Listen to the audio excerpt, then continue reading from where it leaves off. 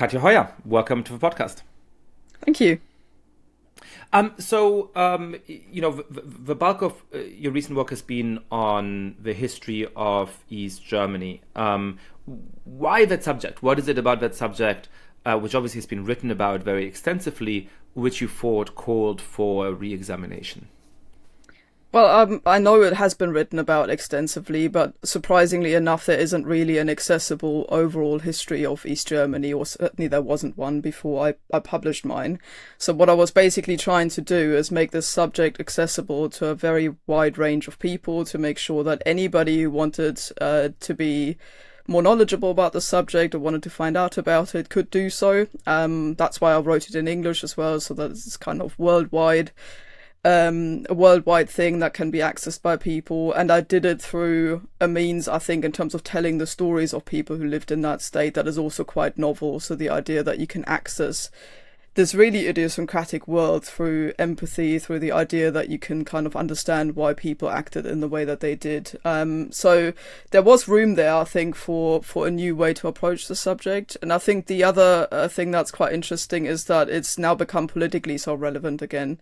With political developments being quite distinctly different in East and West, or for the former East and West Germany as well. So in lots of ways it helped, I think, having a debate both in Germany and more widely in the world about what's going on with German politics as well. And the third reason, I guess, is a very personal one, in that I was born in the GDR myself, in East Germany in 1985. And so I've only known this kind of place that I'm from, supposedly, as a child, not as an adult. So this has always intrigued me personally as well as a subject, sort of going back to this place that I'm supposedly from, that doesn't exist anymore now as an adult and as a historian. And just to sort of give a little bit of context for people who may be less aware of that, when you're talking about that second point, the sort of ongoing relevance of the division between East and West Germany politically, part of that is the differential strengths of political parties, right? The sort of traditional German political parties like the Christian Democrats and the Social Democrats remain much stronger in West Germany.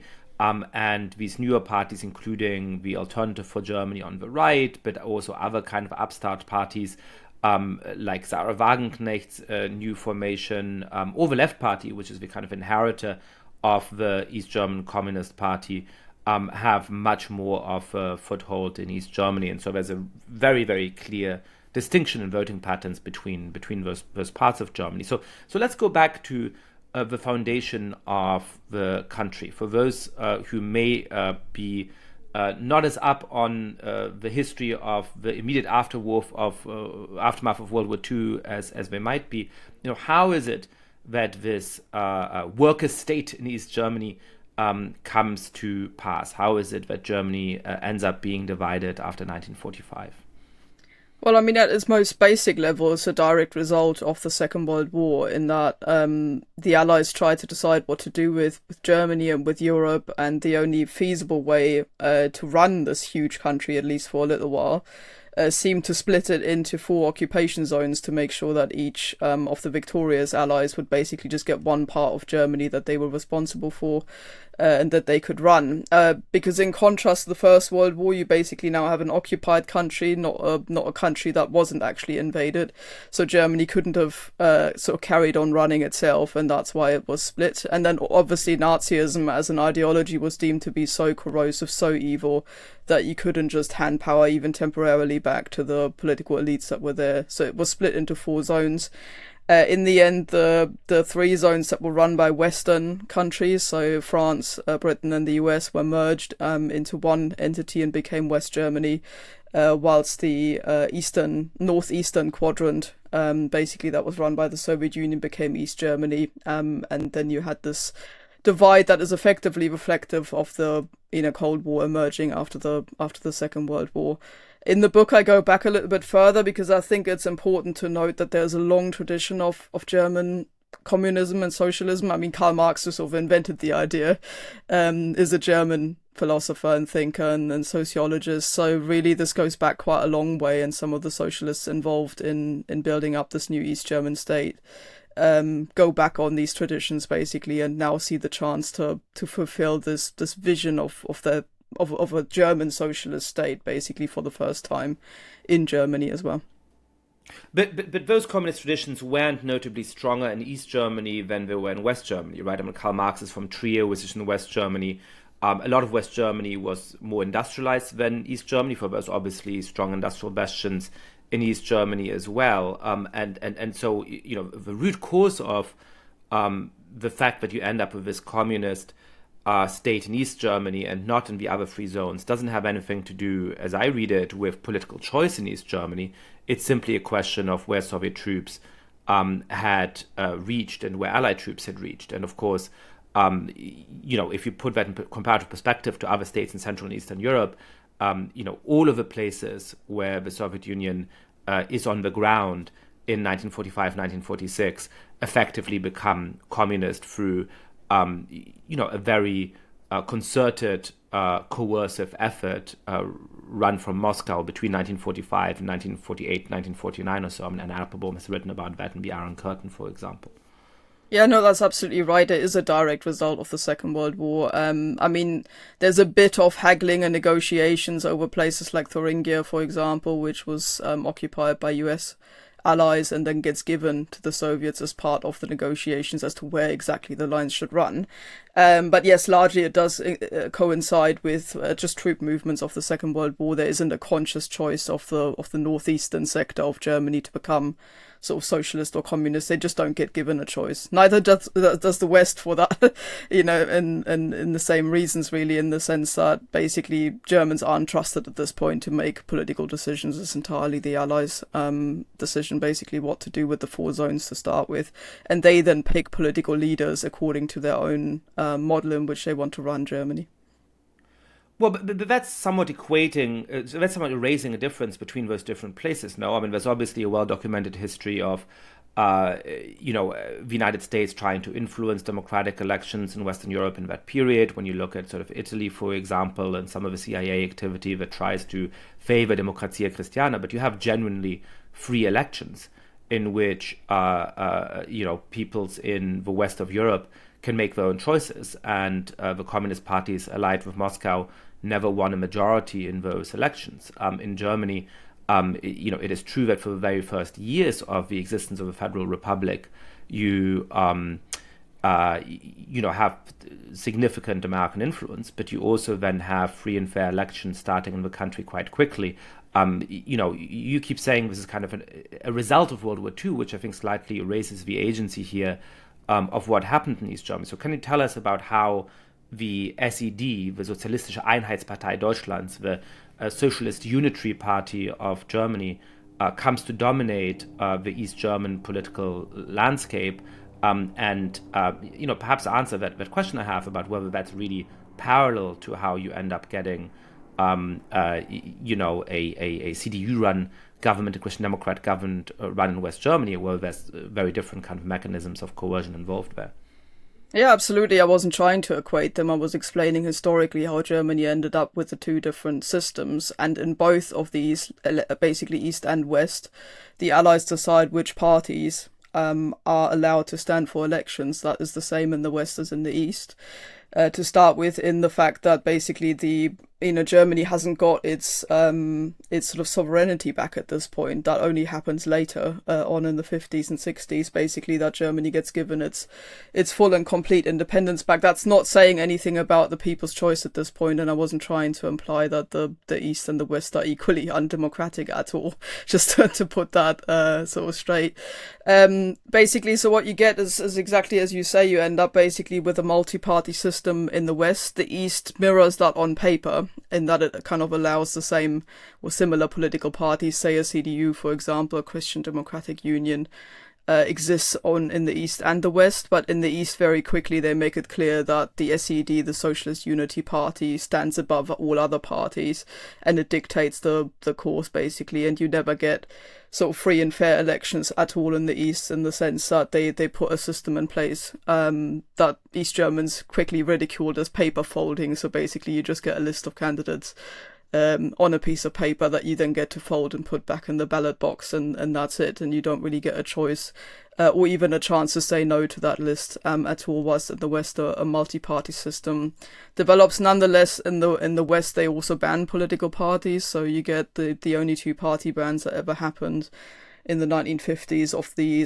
successor party of the Nazi Party and the Communist KPD, even though they're both quite small political parties at this point. But there's just an understanding that the German people have gone through a time of dictatorship and perhaps need some time, or maybe a generation even, to sort of just get limited choice within those parameters from which to choose.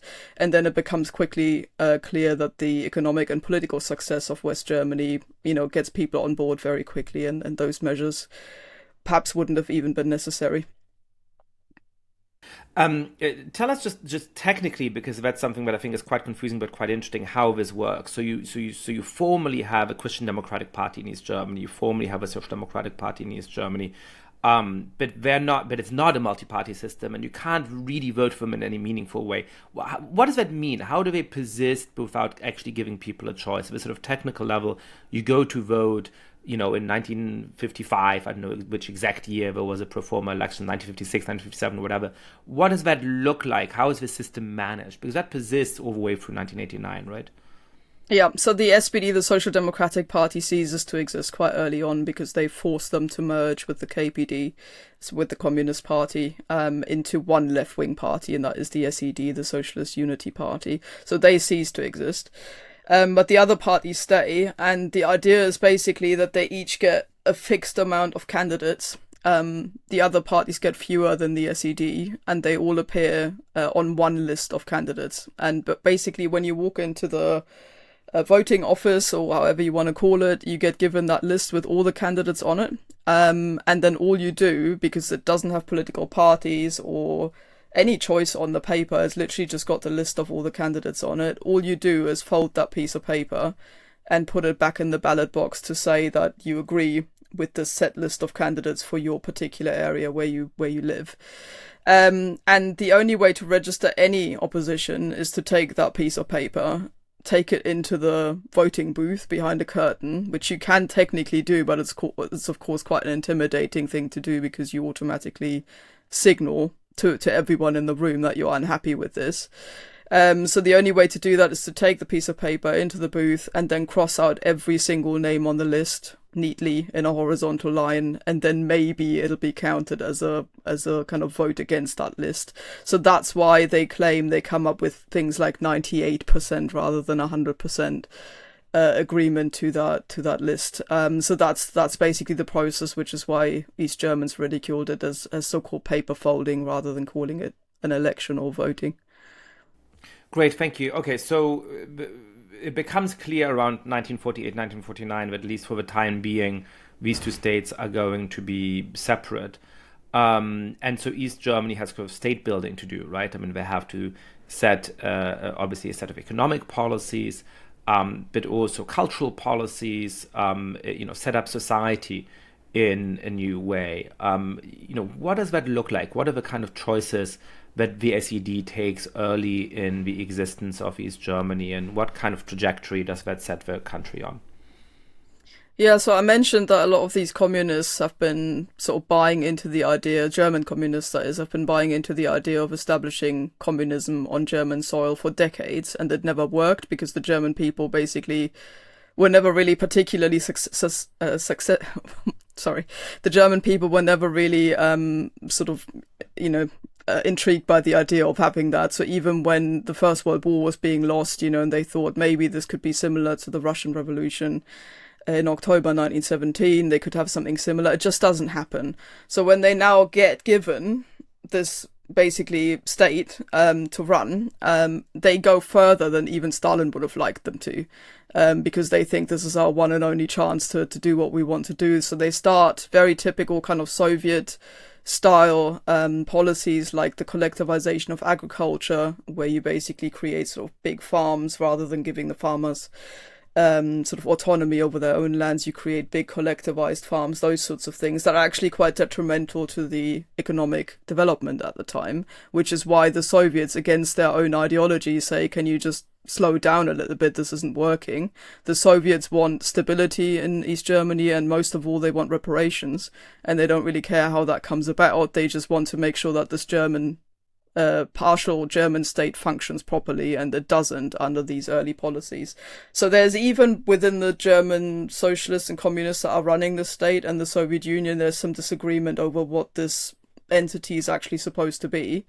The Soviet Union, I argue in my book, basically wants to keep the option of East Germany as a bargaining chip as well, to potentially trade it in at some point for other advantages, whilst the East German socialists, having now given this opportunity, are keen to keep the German nation basically separated into East and West, so that they can keep hold of their entity. So you get very different visions, and that's quite obvious in the early years, basically, that you don't really get one single course, but you get this fluctuation back and forth between a very, very hardcore form of building up socialism, as they call it at the time, under Walter Ulbricht, the leader, and a kind of more reserved form of, let's build up something pro-Soviet, but not entirely like our model here that comes from the Soviet Union. And that's why you see this sort of going back and forth in the early years between the different models.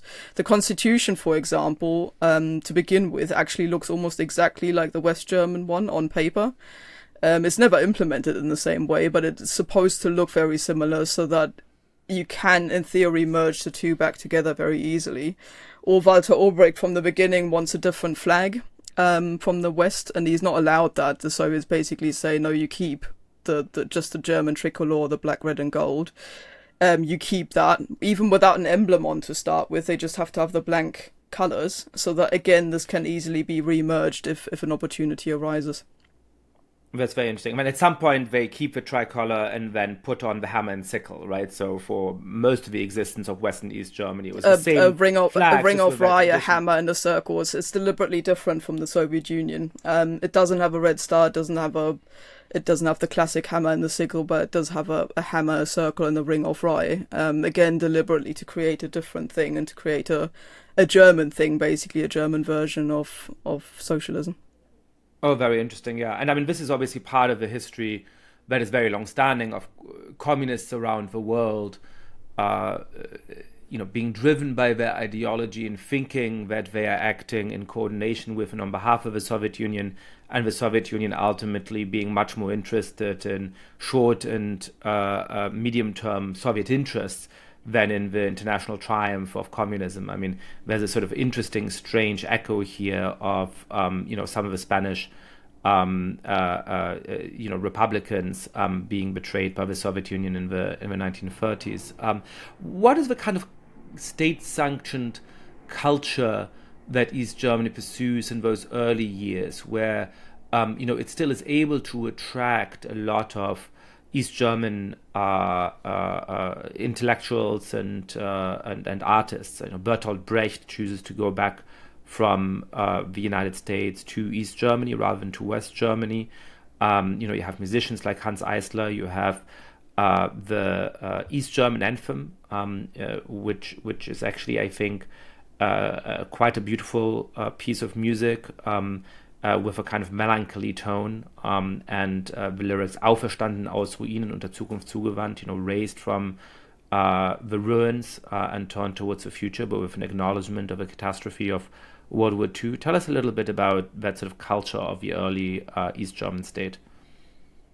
I found that quite interesting, talking, because I interviewed lots of people for my book as well, and talking to very old people now who were there at the time. I was interested to see how they felt about that, and they said one of the things that was really noticeable was just how important culture was in the first place. So, towns are still in ruins, cities still bombed.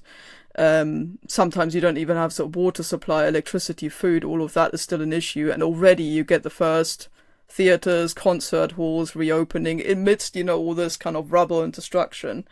And many people felt that this was a chance to kind of start again with German culture, given how important this had also been to Nazi Germany, and how kind of misappropriated it had become. So there's a momentary sense of a cultural renewal and of a new beginning, also because so much money goes into this. So that's one aspect that stays the same throughout, is that a disproportionate amount of money is spent on culture.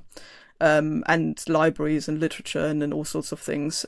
East Germany also becomes a very, very literate society. So in terms of, if you look at, sort of studies that have been done into this, people read a lot.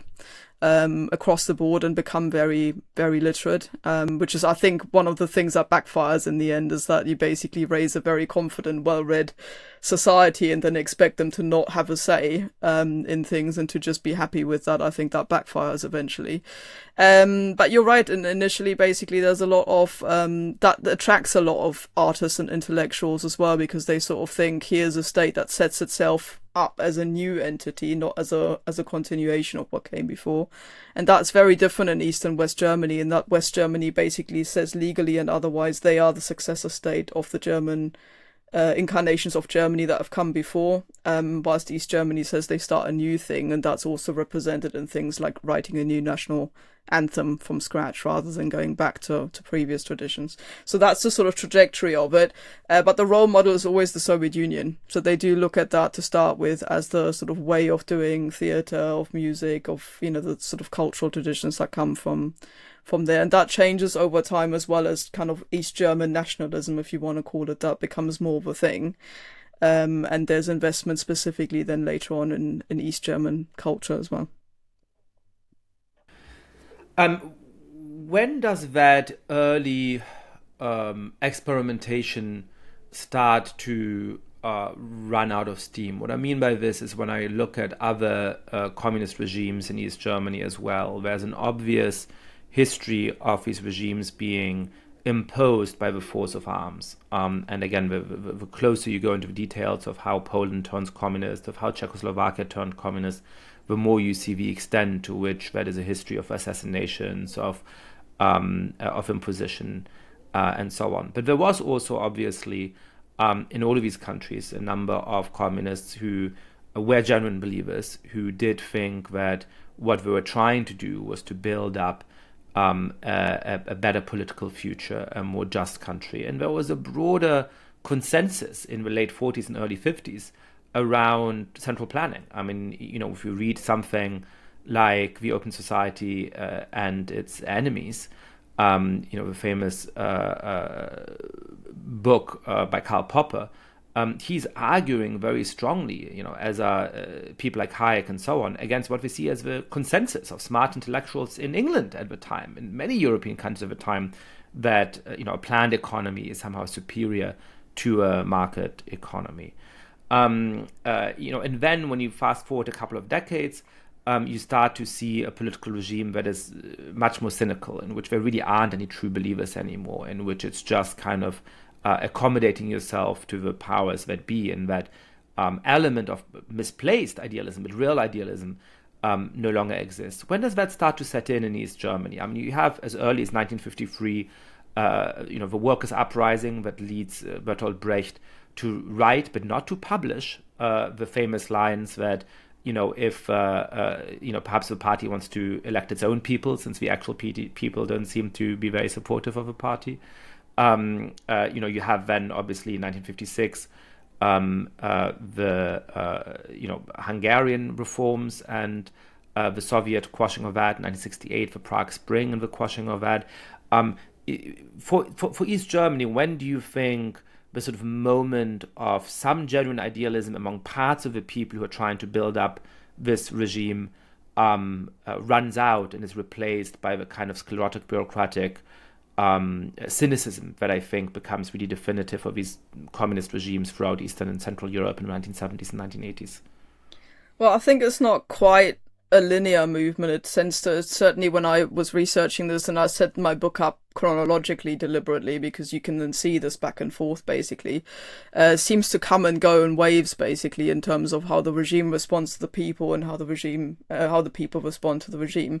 And the first break you mentioned there is 1953, and that was also the case when I spoke to people. Even those who weren't directly involved in that uprising did say that in 1949 and 1950, 51, there was still a sense of let's go, let's roll our sleeves up, let's do this. And then basically they looked at West Germany, which had the so-called economic miracle going on at the same time, developed a democracy and became very successful with this huge consent suddenly behind Konrad Adenauer, the first chancellor in West Germany. And then they looked at their own regime, which was staggering and really trying to get going, but didn't really get going for lots of reasons, not least the fact that they still had to pay a huge amount of reparations. East Germany paid nearly all of the German reparations for the Second World War, because the Western Allies basically decided not to take any more at some point and pour money in instead through Marshall Aid and so on. That's one of many reasons why. But basically you end up with a struggling economy, a system that isn't anywhere near as kind of idealistic as it seems, because it makes kind of really drastic choices at this point. I mentioned earlier the collectivization of agriculture. It leads to a huge drop in agricultural production, so suddenly the shelves are empty. There's huge disillusionment that basically after 3 or 4 years of working very hard, it's not getting better, it's getting worse, and that's why you see this first outbreak. But after that, the regime basically, because the Soviets come in and quash that uprising, because East Germany doesn't have any security forces or army at this point to do that themselves, the Soviets basically say to the East German regime, like, sort yourselves out, this isn't working, we're not going to come in again. If this happens again, then you're on your own. And as a result of that, they then run the second half really of the 1950s in a very different way, focusing on consumer goods, on developing culture, and opening up a little bit. And you also see the running away of people to West Germany suddenly slow down as a result of the same thing. And then the same waves of paranoia, as I call them in the book, kick in again towards the late 1950s, basically, and repression starts again. And that's the sort of cycle, I think, that you see repeated. And every time people are trying to incentivize a change, that includes, by the way, people from within the regime, you quite often get opposition, even within the SED itself. Particularly in 1953, where they blame Walter Ulbricht almost entirely for this and are basically saying, look, this is all your fault. You see this come and go, sort of once or twice each decade, I think, until the 1980s, when things just seem completely calcified and there's no way out and no way forward, and people just become increasingly just disillusioned with the whole thing and cynical about everything. But up until then, I would say there's a back and forth in each decade. Yeah, that's very interesting. Obviously, part of the causation here, I imagine, is the death in 1953 of Joseph Stalin and Khrushchev's famous secret speech at the 20th Party Congress of the Communist Party of the Soviet Union, where that gets leaked, and there's a sort of moment of liberalization. And then after the moment of liberalization, things sort of start to shut down again. I imagine that it is that moment when that liberalization starts to shut down again, and the number of people who are leaving from East Germany to West Germany steps up, that ultimately leads to the building of a wall, which we haven't mentioned yet. So tell us a little bit about what drove that decision-making, who ultimately made that decision, why, and how that transformed life inside East Germany. I mean, up until then, it was within limits possible to travel to visit relatives and friends in West Germany. There was a kind of a relatively natural exchange that East Germany and East Berlin, as the most important urban center within the state, still had with the West. And it's really after 1961 that East Germany becomes this much more isolated entity. Yeah, people forget that sometimes, that there is basically almost a decade between the foundation, more than a decade between the foundation of the state in 1949 and the building of the wall in 1961. I mean, in terms of traveling freely, this long border between East and West Germany, that was blocked up in the early 1950s, notably 1952. When Stalin basically suddenly panics because West Germany is beginning to rearm, becomes part of NATO and so on, and he panics and says to Walter Ulbricht in East Germany, block that border up, I don't care how you do it. Because Walter Ulbricht protests and basically says, look, I haven't got any building materials, I can't even build housing or anything else, I haven't got an army, like, how do you want me to do this? And Stalin in this panic basically just says, I don't care how you do it, but do it. And so this inner German border does get closed between the long green border, so-called green border between East and West Germany. But nonetheless, Berlin remains open because it's got a bit of a special status. So Berlin remains an occupied city. It's not really part of East or West Germany in the same way that the territorial states are. and is therefore administered still by all four allies. And any change to that dynamic might potentially upset the entire very fragile, Cold War dynamics. People forget that this is at the same time as the Cuban Missile Crisis. It's really the heart of, the height of the Cold War, really, at which point everyone's frightened of World War III. So when Walter Ulbricht keeps saying to the Soviets, we need to block up Berlin because our people are running away, particularly very well-trained middle class people who, doctors, nurses, people that they need effectively, they're the ones who can have a much better life, much better salaries and so on in the West. They're the ones leaving, kind of like a brain drain really out of East Germany. And Walter Ulbricht has been saying for years to the Soviets, we need to plug that last hole basically in Berlin. And the Soviets are extremely reluctant to do that for all the reasons I just mentioned, because they just don't know how NATO forces on the other side are going to respond. And the crisis in East Germany gets so bad that basically Ulbricht says to Moscow, look, either I can do this now or our state's going to collapse. And at that point, the Soviets say, fine, do it, but just be really careful how you do it. And Erich Honecker, who's later the second leader of the GDR of East Germany, is put in charge of this process. And he basically decides that it might be best not to use soldiers in the first line, because if there's some sort of attack, you've suddenly got kind of Eastern soldiers fighting Western soldiers, and from there it could lead to the Third World War. So he puts civilians who are in the GDR's many mass organizations in the front line, including Free German Youth, the youth organization, kids, basically teenagers, who are asked to basically provide this very first border as a human border almost before the Berlin Wall gets built up. And that's how he does it in August 1961, literally overnight, in a sort of more or less secret action, builds this wall up very quickly, and from then on it becomes incredibly difficult to travel. Basically only trusted people, only people close to the regime initially are allowed to go.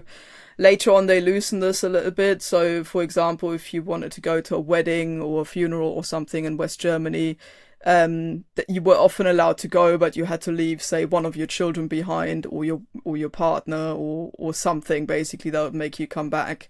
So it stayed difficult right to the end, even though the regime realized that this was one of its huge problems, because it was always deeply unpopular. That was the thing that people hated the most, was not being able to travel, not least because it meant the regime never trusted you. A lot of people were sort of saying, well, I just want to see my family, let me go and I'll come back. And they weren't trusted by the regime ever, no matter what they did. And that was also something that I heard a lot in my interviews, where people were saying there was just this permanent distrust towards us from a government, that we felt we were doing our best, working hard, and they still didn't trust us. And of course, one of the really important elements here is just that there's a lot of people who had family on both sides of the wall, both because people just traveled and moved in general because of the disruptions of World War II, which meant that many family members ended up in places that were different from where they were before, and to some extent perhaps because of political choices that people made, or because perhaps one sibling took the opportunity to leave for the West in 1952 or 1957, and the other sibling didn't, and including some people who moved from West to East. Perhaps the most famous East German alive today is Angela Merkel, the longtime Chancellor of Germany after Unification, who was in office for 16 years. But she was actually born, I believe, in Hamburg, but certainly in West Germany. And her father then took a job as a pastor in East Germany. So, these sort of cross-border moves were really quite common. And then obviously after 1961, the ability to remain in contact with your family and so on became radically curtailed for people in East Germany.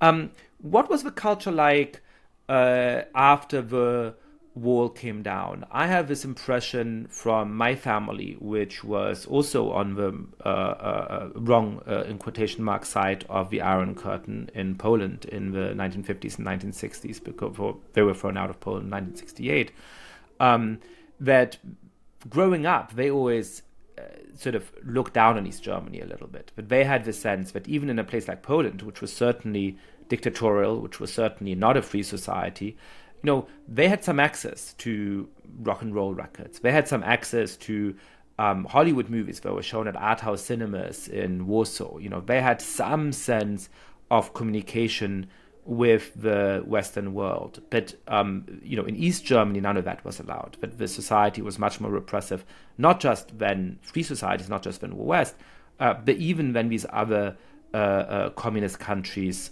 in the Warsaw Pact.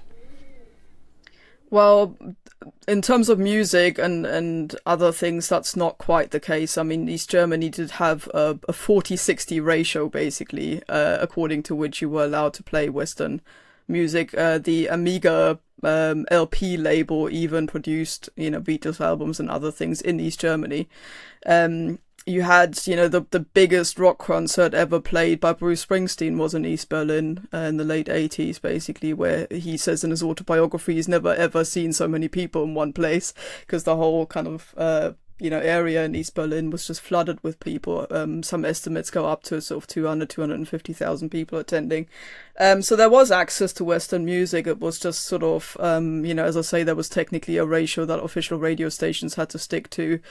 People were telling me in interviews this was sometimes so absurd because you had, say, a village disco somewhere, and then the policeman would come around at midnight and ask drunken teenagers whether they'd stuck to the 40-60 ratio playing their music, and people were like, yeah, whatever.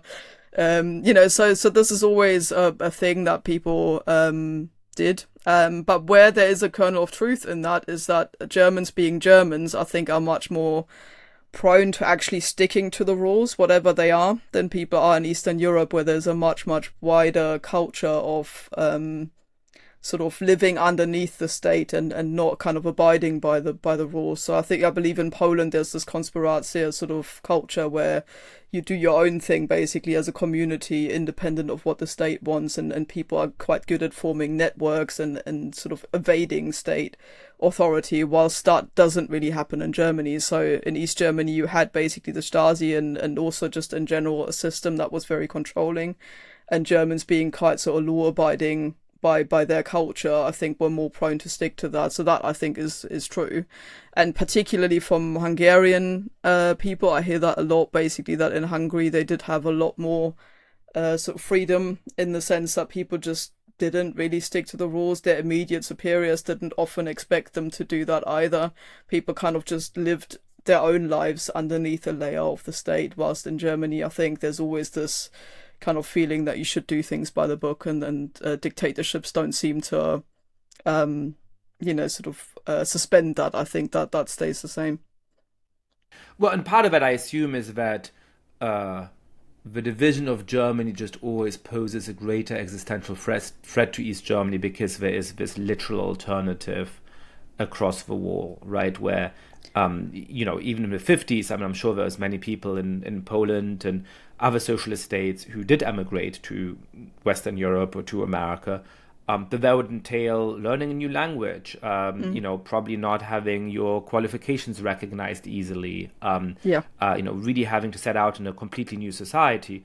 Obviously, if it's your own country that is divided in this way, the prospect of emigration is much less daunting. You get to speak the same language. Even citizenship wasn't an issue. So West Germany would just grant people citizenship immediately. You didn't have to go through any visa processes or anything like that. And then obviously, one aspect in terms of media that I haven't mentioned is that you were able to watch West German television in almost all parts of East Germany. You were able to listen to the radio.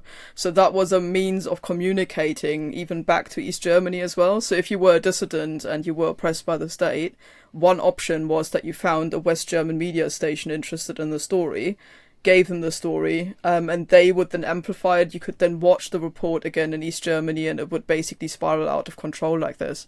That's something that people were able to use quite effectively as well. And then, of course, as you say, there's always this looking across the border. The regime does that as well.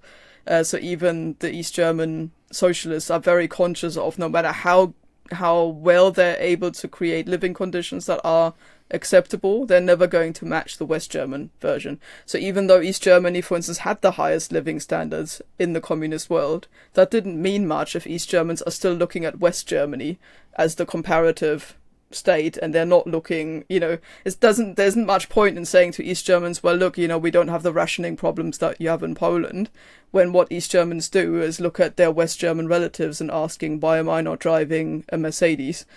So that is always a problem for the regime, in that the reference point is very different compared to the other Eastern European socialist states.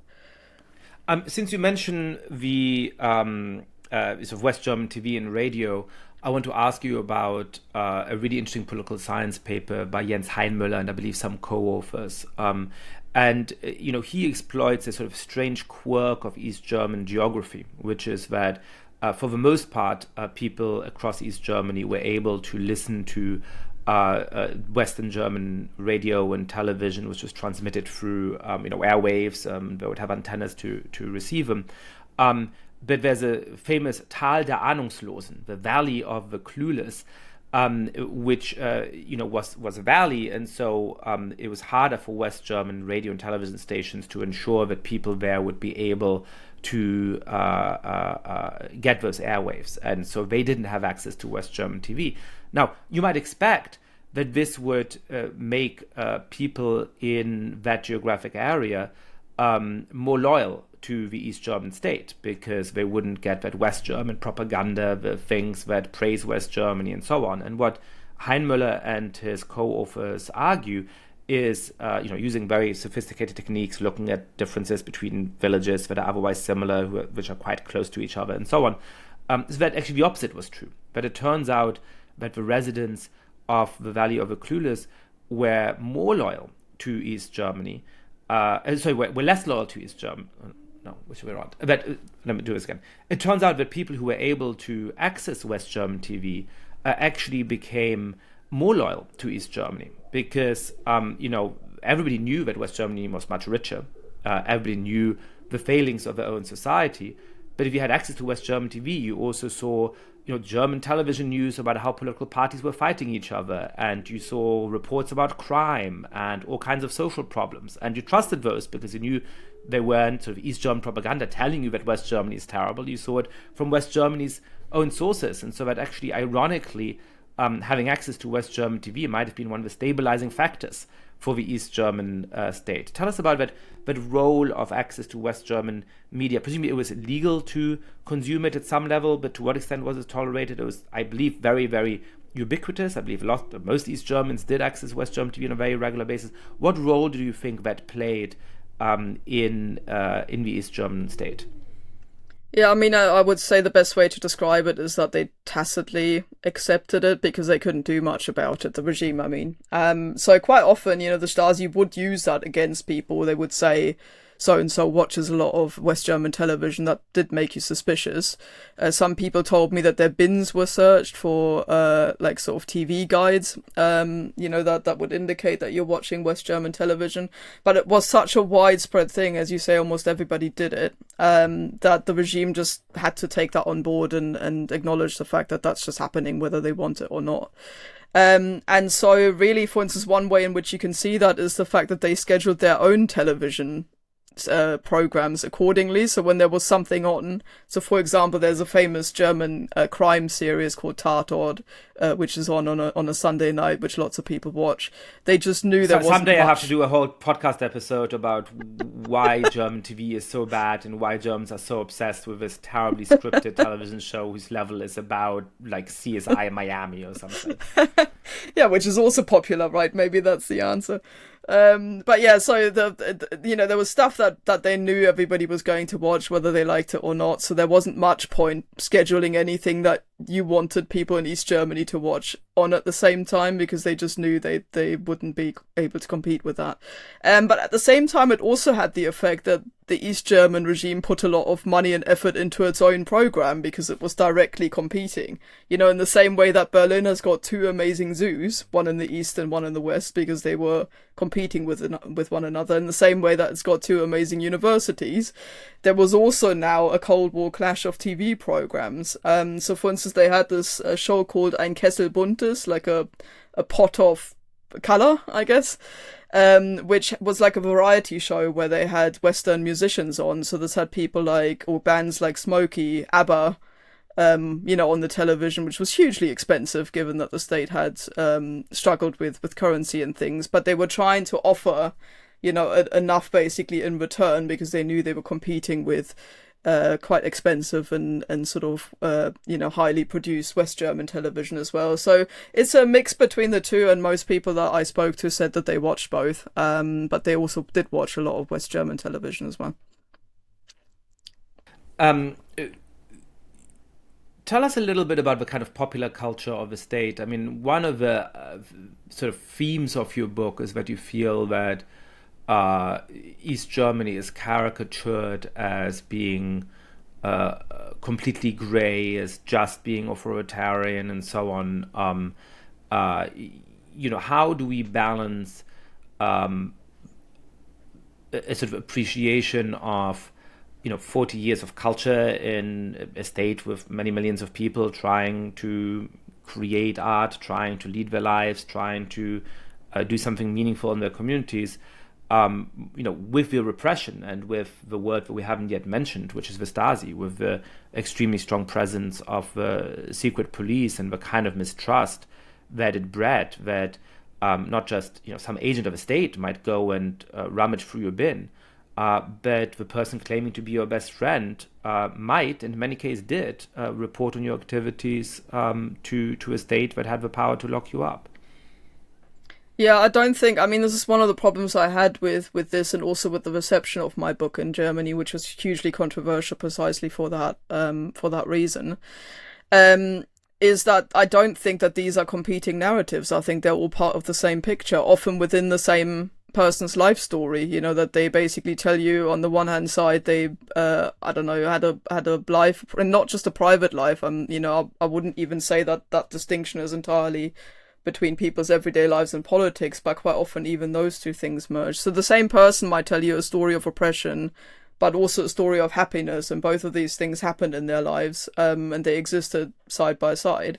It's often actually the people who were dissidents in the 80s, who I spoke to a lot afterwards as well, who said that they were quite often disappointed with losing everything, their culture and their kind of way of life that they had in East Germany as well. Despite the fact that they were anti-regime, they didn't sort of want to give up all the aspects, all the memories, all the cultural things as well that had developed. So it's a really complex thing, and this metaphor that I use in the book is that of a mosaic, and as cliched as that may be, I think that is what it is basically. It is a complex history that has got not just the 16 million lives that were in it, but also even within those lives has got so much complexity that you can't say just because, say, the Stasi happened, a culture exhibition that was suddenly accessible to everyone didn't happen at the same time, or just because you had oppression and a dictatorship, it didn't mean that women for the first time were enabled to go to university en masse, to be able to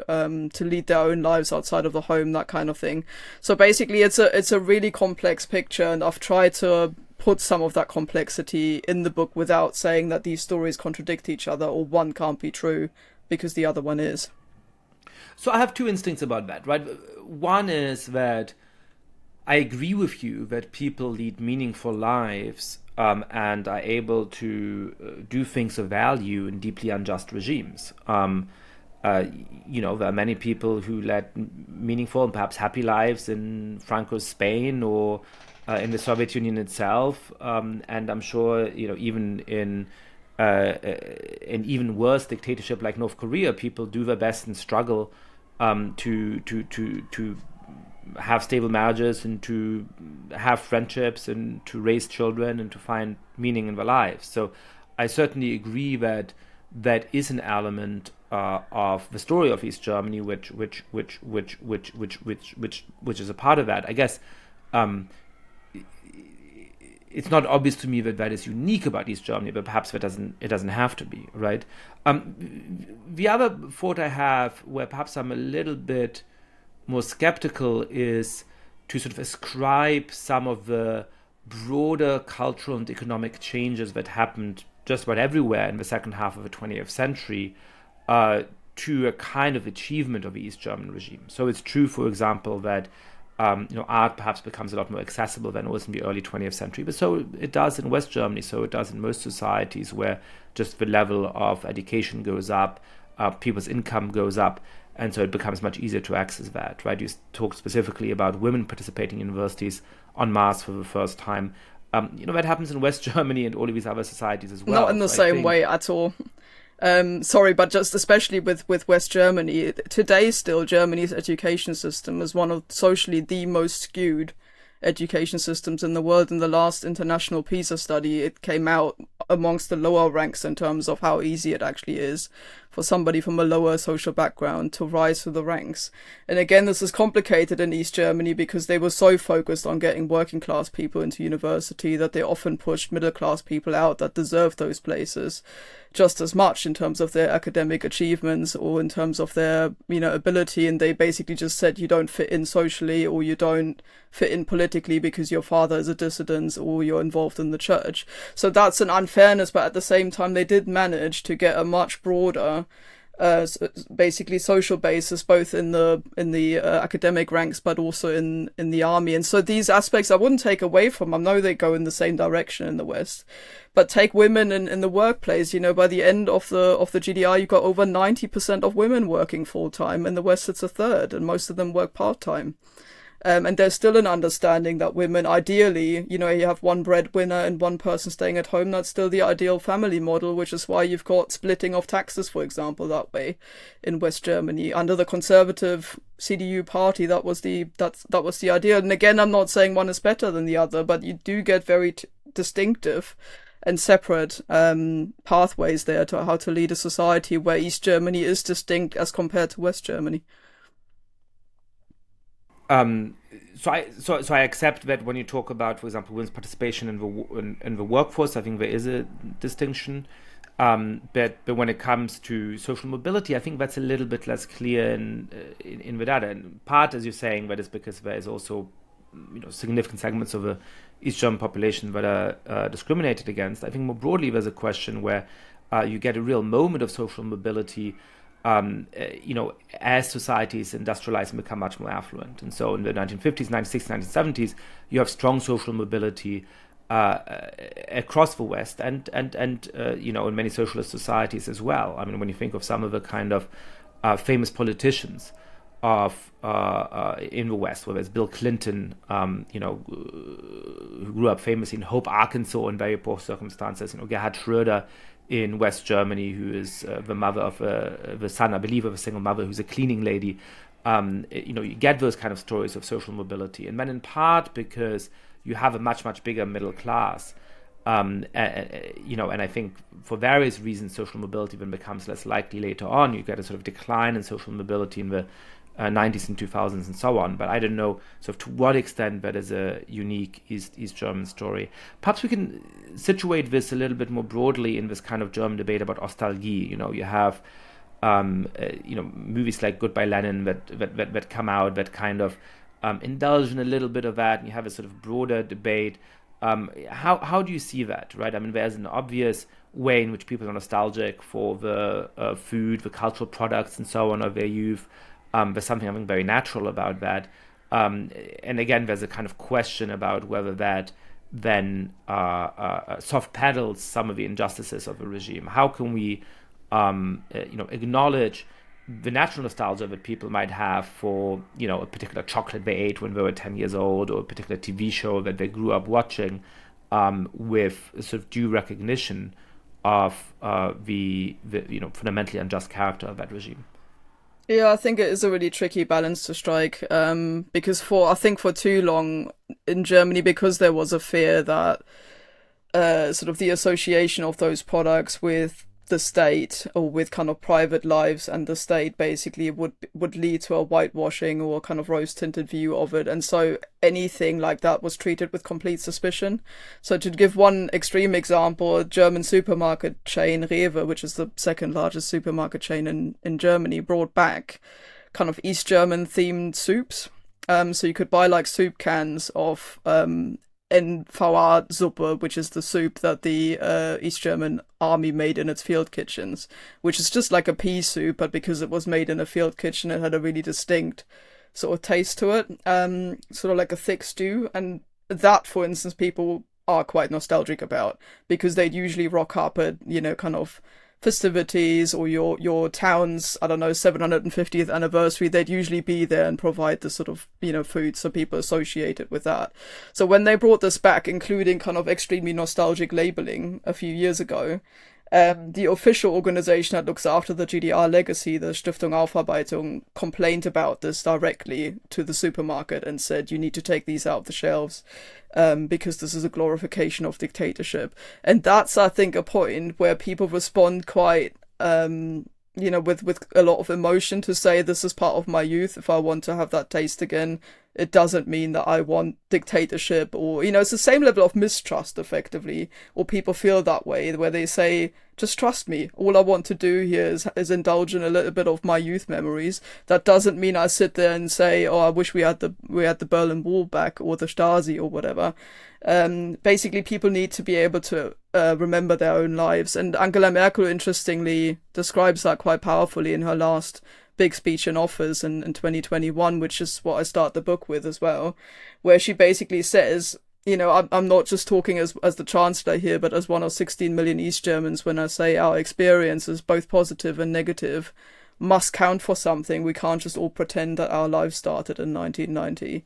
And I think finding that balance, basically, it can't be the state's right, or kind of state institutions' right, to tell people how to remember their own past, because I think that's when you run into a lot of resistance and people will respond quite sensitively towards that. So, many listeners will know the story, at least somewhat. We don't have to go into great detail with it, but how does the East German state then come apart? I mean, there's a kind of broader sclerosis in the whole of the Eastern Bloc, but, the GDR, the German Democratic Republic, East Germany, feels sort of particularly sclerotic by the time of the 1980s. Tell us how it sort of goes off the rails, and how these mass protests against the regime start assembling, every Monday in big cities like Leipzig and Dresden towards the end of that decade. Yeah, so as you say, there's a broader problem there, obviously, in the whole of the Soviet bloc. The East German regime is particularly reluctant to change at this point. So in the Soviet Union, you've already got Gorbachev initiating reforms from 1985 onwards. Bizarrely, then, the East Germans are told not to look to Russia anymore or to the Soviet Union as the role model anymore, which then becomes a weird thing where German reformers start learning Russian so that they can read Russian magazines that have been banned in East Germany. So for the first time, that disconnect is very, very obvious to everybody. Then you get lots of change in Poland with Solidarność. You get inner Communist Party reform in places like Hungary, where the drive actually comes from the inside as much as from the outside. And there's a real feeling of change. It's mostly East Germany that sits there, and where the regime basically says, we're not having any of that. Honecker basically says he wants to have socialism in the colours of East Germany, meaning in the German colours. He's just going to do his own thing. And that's, I think, what leads to this build-up of tension suddenly in 1989, because it is very sudden and a huge surge that you see across the summer and the autumn, the early autumn of that year. And even at that point, the regime under Honecker, now very old, he's very ill as well at the same time, so he's not really in a position anymore to respond to it in any meaningful ways, in and out of hospital. A lot at that point seems increasingly detached from everything, and that's the frustration that builds up. That's where you see larger and larger demonstrations on the streets, people saying, we want change too, make it happen now. And eventually that spills over into what is known as the peaceful revolution, and eventually the regime crumbles. Honecker is replaced by Egon Krenz, who tries to reform things but is too little too late. Is also still a believer in the old system, so you wouldn't have brought enough reform for people to be happy with that. And you effectively end up with these famous scenes in November 1989 of the wall basically being opened, and people dancing on the wall. And from then on, it's just a year until Germany is reunified in October 1990.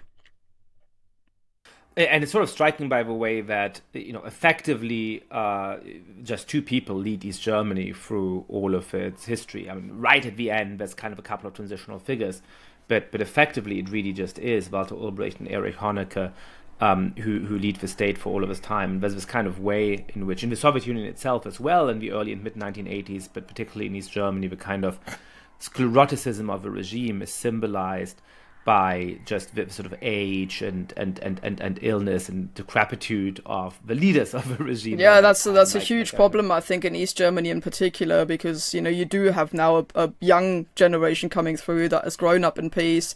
They weren't trained by 1930s, you know, Soviet thought, but they've gone through a peaceful, relatively prosperous system with good education, and suddenly you've got a very vocal, well-read population that wants change, is younger, and that you've still got all of these, you know, original dinosaurs at the top, including Erich Honecker, who sat in a Nazi prison and is also shaped by that entire time. So this is a big problem, I think, for them. Whilst you do have younger figures in other states that are beginning to push for change much earlier. And I forget the exact fact, but I think Erich Honecker was the leader of the Socialist Youth Organization until sometime in the 1980s or something like that, right? There's this sort of absurd things to be 70-year-olds leading organizations that are meant to be for socialist youth and so on. So that's a strong element of that. So West Germany at this point is pretty affluent, successful society, much more successful democratically than might have been expected in the immediate aftermath of World War II. Officially, of course, the idea always remains that West Germany wants to unify with East Germany. That is the declared hope of every post-war German chancellor. But in effect, by the 1980s, there is an assumption that reunification is very far off. There's kind of deals that West Germany does with East Germany that probably help to stabilize the GDR.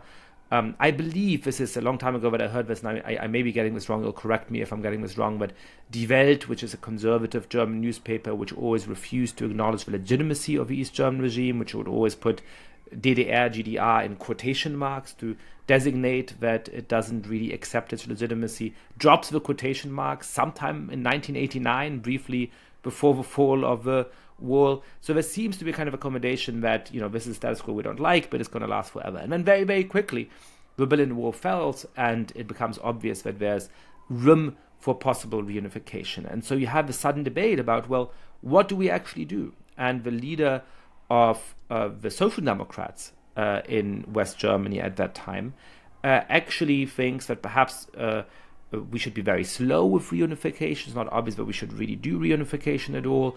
If so, then we really have to refound the entire state on the basis of a new constitution. Perhaps this is a time for a third way between socialism and capitalism in some kind of way.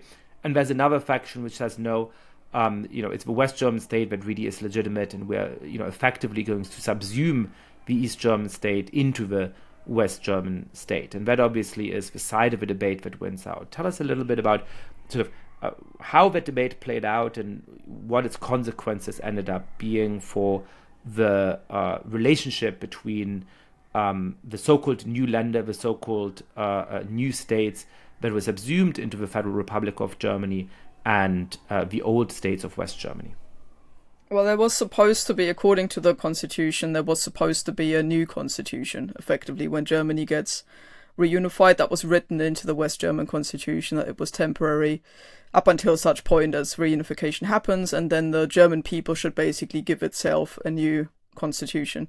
That never happened, so there weren't really negotiations in that sense. There was basically an assumption, and the West German negotiators were kind of brutally open about that. They sort of said, we've got a system that works, we like it the way it is, you are now allowed to join, let's just start from that assumption. And that's basically the way it went. From Helmut Kohl's point of view, I mean, he was in a deep crisis politically. It looked like he was on the way out, and his party was struggling massively as well. And so reunification really came as a political project that suited him and that worked really well at the time. And I think what he did incredibly well is understand just how much opposition there would be to it in Europe if he didn't act quickly. it might not happen at all. So he knows that Margaret Thatcher, for example, in Britain isn't happy with this one bit. That France and Poland are understandably wary and nervous about having a reunified Germany again on the continent. He understands also that the Soviet Union isn't entirely sure about this. And so what he does is he changes what was a 10-year plan to reunify Germany. That's how they started off with a 10-year plan. He narrows that down to a 10-point plan. By all accounts, didn't involve very many people at all in this. It was kind of just drafted by him and very close advisors. And he puts that to the West German Bundestag, to the parliament, and says to them, this is German reunification, do you want it or not? And then basically, people didn't want to stand in the way of German reunification. It was obvious that that's what East Germans wanted as well.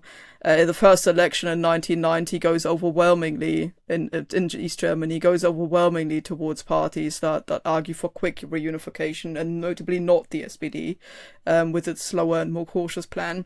So Helmut Kohl kind of uses the zeitgeist at that moment, gets it over the line. And then it was very difficult for people like Margaret Thatcher to say no to it, because you effectively deny the German people, its self-determination as a people. So from then on, everything happened very quickly. You get a very simple, quite controversial currency union that basically allows the changing of one East German mark to one West German mark, with all the economic consequences that had. Privatization happens very quickly. Very briefly on those economic consequences. On the one hand, there was a very generous policy towards East Germany, because it meant that savings and so on would be recognized one-to-one, so that gave people a lot of purchasing power. But it also made it very hard for East German industry to thrive and to persist. Yeah, and also for East Germans to buy, say, property and things like that. And that lasts to this day, basically. People didn't have enough capital as in monetary capital, basically, to sort of have the same middle class structures that you have in the West, and those differences persist to this day. And then you had an entirely state, or more or less state-run economy as well, that suddenly needed to be privatized, and that was all done on the quick, and basically involved a lot of assets and companies just being sold out. A lot of state money trickled into the ground, West German state money, by giving it out to projects that were never going to work, that kind of thing. So it was chaotic, and eventually ended up on the 3rd of October 1990 with the official reunification of both of those states. Despite without basically a new constitution, with the West German system having been extended to East Germany as well. And so, I think this gets to the crux of a debate about how that sets up the tensions between East and West Germany today. And I think, given the historical context, where, as you were saying, you had to act very quickly for unification to happen at all, and given, I would argue, the differences in legitimacy between the West German constitution and the East German state, in many ways, the decision seems to me to be broadly right. I think the idea of people like Scharping, the leader of the SPD at the time, that perhaps we should find some kind of third way between socialism and communism, was completely unrealistic in 1989, and wrong on the merits. At the same time, there was elements of this which did make East Germans understandably feel isolated and erased in this new West German state. I mean, one of them was sort of simple things like, you then have a reunification of the railway system, and East German railway stations have their own signage, which have their own tradition, and which aren't in any obvious way bound up with dictatorship. But basically West German signage is then rolled out to East Germany and unified under the sort of brand identity of a West German Deutsche Bahn.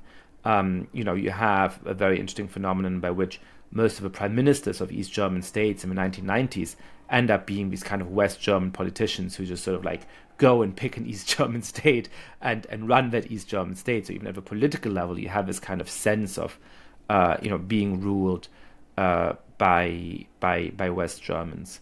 What do you think the long-term impact of this kind of sense of sort of being taken over and not really having agency in your own region of a country is. And is that different from other places? I mean, is sort of the unhappiness with the new political system and the sense of it having been imposed on you different in East Germany today than it is in countries where it was the autochthonous political and economic elites that ruled, like Poland or the Czech Republic, etc., which didn't have a kind of Western part to come in and send you the new prime minister?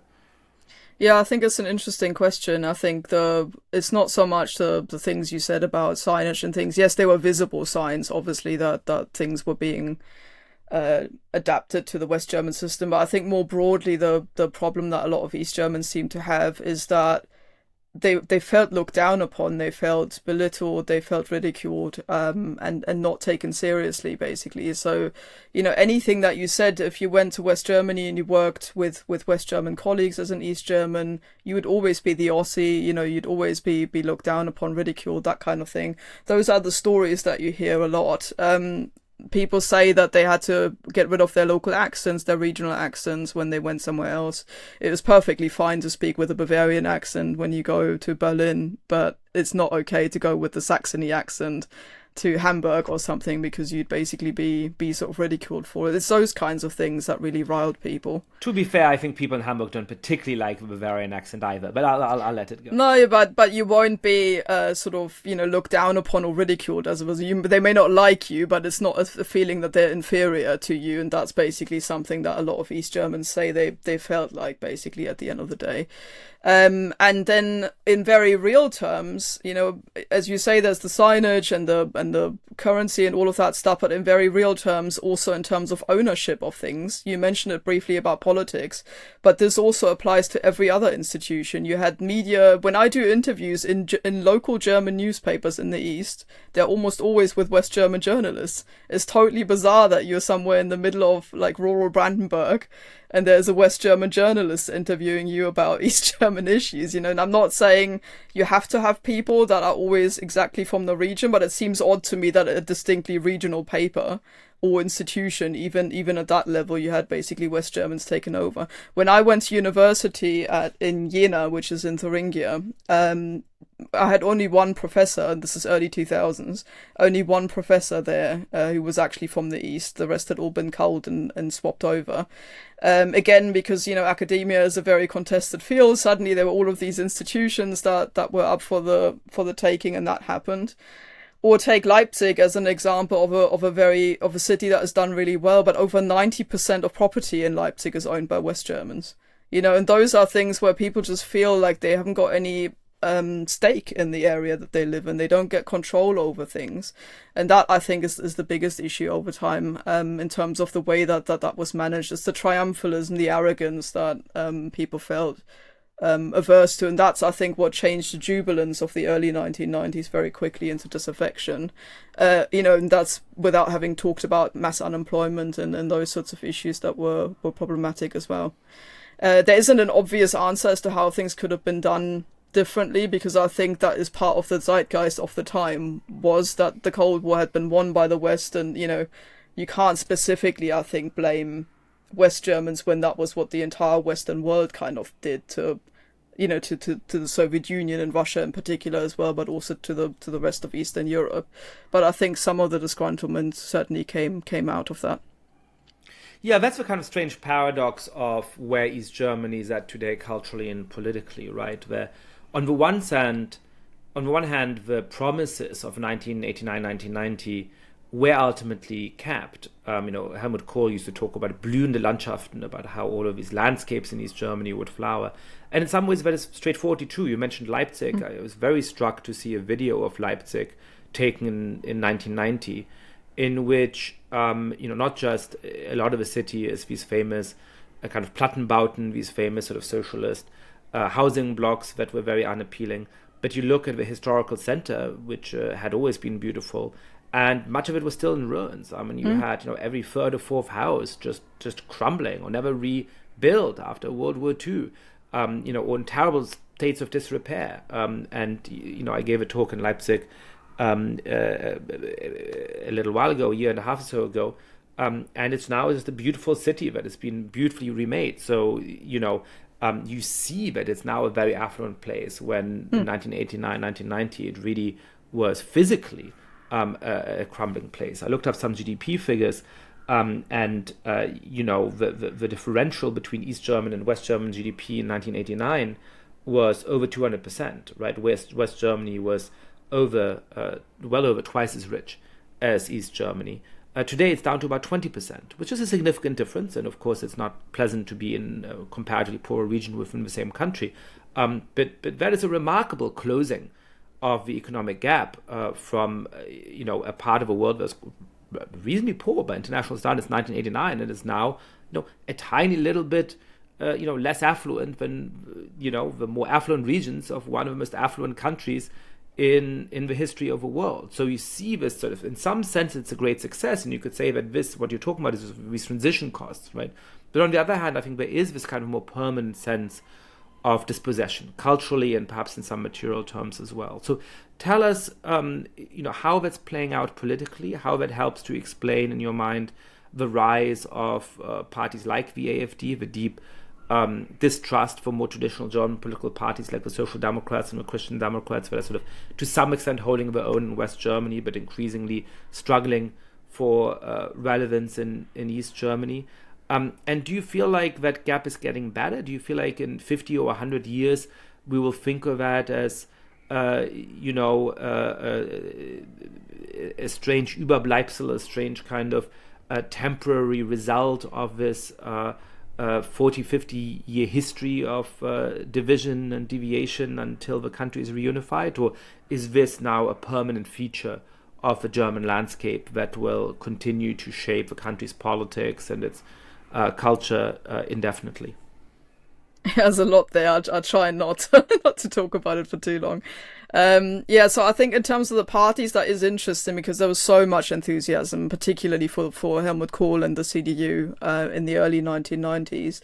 And you see, as I say, the first election in 1990, there's overwhelming support for the mainstream political parties all combined. And people don't go for the successor of the SED, so this idea that, people were just sort of damaged by dictatorship and they don't get democracy, that is often a common reproach that you get. I don't think that is the case.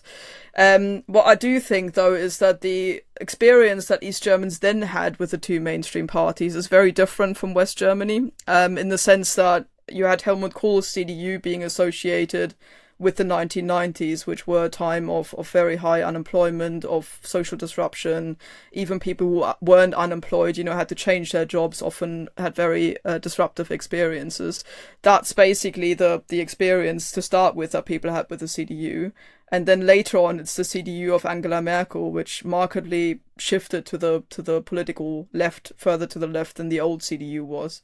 And so again, they're getting to know a very different CDU compared to West Germans who grew up with, sort of first Konrad Adenauer, and then later still a staunchly conservative center-right CDU under Helmut Kohl. As well. So in that, and that's associated with building up, with economic success and all of that, rather than with the upheaval and the unemployment. For the SPD, they're getting the very liberal neo-Labour kind of reforms of Gerhard Schröder, who introduced things like zero-hour contracts, less tariffs for workers, that kind of thing. So again, they're getting a very different version here compared to the staunch kind of pro-trade union, pro-workers sort of SPD that you still had during the Cold War. And then the party sort of declined across Germany, the SPD, largely with the very brief exception of the most recent incarnation of the Scholz government. But really, they're getting very different versions of the same political parties, and I think that had a lot to do with the way that they see the parties differently. And I think the other big thing that people forget is that it's a largely working class society still in the East, in terms of the people not being able to accumulate wealth and property and those sorts of things. They are effectively a majority working class society, which you still also have, say, in the north of France, in the north of England, in the Rust Belt states in the US, in the rural regions of Austria. And those are exactly the areas where you get kind of populist parties rising in those places as well. So I think there's a wider social dimension here that gets out of focus if you just focus on Germany and compare East and West. I think if you had a social class map of Europe, you'd see that there are also, or of the West more broadly, I think you'd also see that there are similarities there, where kind of it's the lower social classes that feel abandoned by the political mainstream, and that's particularly a thing in the East, which the AfD has then been able to use very, very cleverly by going into the East, parachuting people like Björn Höcke, who's one of the most extreme leaders in Thuringia. They're West Germans who got sort of put into the East because they recognized as a party that this is potentially an area where discontentment is higher, where those feelings can be used more effectively. And then they targeted the East specifically, which other parties hadn't done for years and decades. They're basically saying, we hear you, we hear your anger, we're here to absorb this. Whilst everybody else ignores you, we'll listen to you. And that is a very effective message, particularly in the East. But it's a very interesting point about the social class structure and how in some ways East Germany is like northern France. To make a different comparison, from a comparative politics perspective, you would say, okay, it seems plausible that this particular history of reunification influences what East Germany looks like, because people feel like these structures are imposed on them in various ways, and perhaps that helps to set the political trajectory of that part. But if so, it should be different from these other post-socialist societies that again don't have that history of having a western part of a country come in and sort of run it. But in some ways, you might say that the kind of political parties that are in the ascendant in East Germany today have pretty strong equivalents in other socialist countries in Central and Eastern Europe, right? I mean, far-right populists are strong not just in East Germany, but also in Poland and the Czech Republic and Slovakia and Slovenia and many other, post-East communist societies. Certain forms of anti-establishment movements like that of Sarah Wagenknecht, who of course also is a Western import, who does very well in East Germany. No, she is from the East. She was born she's East German. in the Sorry about that. Yeah. We'll cut that. Other kind of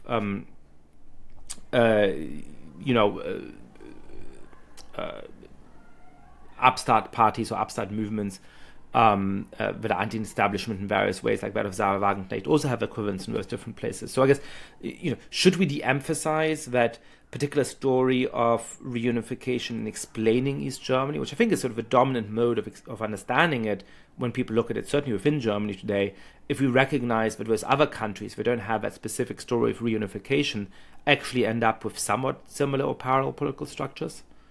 Yeah, I've been trying to do that for some time, just to internationalize the debate, because I think the inner German focus is so strong, not least because Germany is such a large country as well.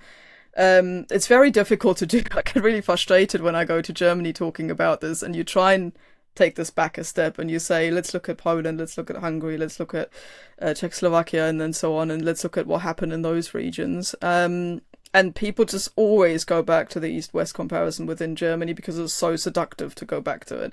Not least because it's such a tempting model to look at the same people as the German people, basically, and look at two sides of the same coin kind of thing.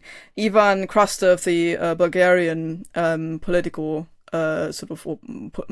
political scientist, has described that very well, I think, in The Light That Failed, where he talks about the same East-West dimension, really, in terms of looking at Eastern and Western Europe. And, for instance, by looking at the relationship that the Eastern European states have to Western liberalism, and by extension to the EU, as a sort of over or transnational system. He explains the same dynamics. He basically says that initially there was euphoria in the 90s, people wanted to be like Western states, and then the disillusionment sort of set in, and also the idea that you didn't want to just be imitators all the time, but there was some cultural and kind of inner country or inner cultural dimension there that you want to assert on your own area, but also on the world stage. And so that, I think, is a dimension that is kind of the same trend, really an East-West thing, and about losing and winning the Cold War, that you see play out and on a larger scale as well, I think, across Europe. So absolutely, I would always be in favor of broadening that debate, because I think it's more helpful than just comparing East and West Germany, because in lots of ways West Germany is idiosyncratic in and of itself. With the immense wealth that it's experienced after the Second World War, it's pretty much amongst the European states, it's unique. And in the way that allowed, the system to sort of bind people to it, have less social aggravation compared to, say, France, for example, as well. So that makes West Germany unique too. And to see it as the reference for everything, I think, is often a bit misleading. And of course, at least until relatively recently, the political stability of West Germany was itself an outlier within the Western European landscape. So that's a very interesting point. Well, listen, there's lots more we could talk about, but a reference to Ivan Krastev, who is, of course, a regular guest of this podcast, is always a good point to end a conversation. So, Katja, thank you so much for taking the time, and thank you for coming on the podcast. Thank you.